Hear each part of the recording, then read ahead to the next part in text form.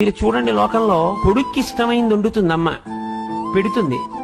వాడు మళ్ళీ మారడగలేదనుకోండి, ఏం తెగులు, ఇంత కష్టపడి ఉండే ఎందుకు వేసుకో అందో.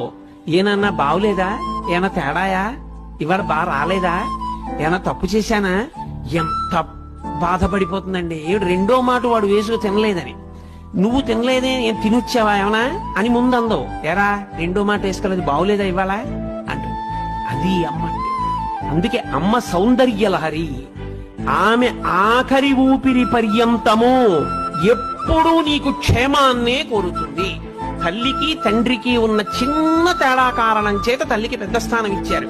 తండ్రి సమానుడు, నేను తక్కువ కాదని కాని, తండ్రి పనికి మాలిన వాడని కాని, తల్లితో సమానుడు కాదని కాని నేను ఎక్కడా మాట్లాడటం లేదని మీరు గుర్తుపెట్టుకోవాల్సి ఉంటుంది. కానీ తల్లి తండ్రి కన్నా గొప్పది అన్న విషయం చెప్పడానికి నేను కించిత్ వెనకాడను, వేదమును నమ్మాను కాబట్టి.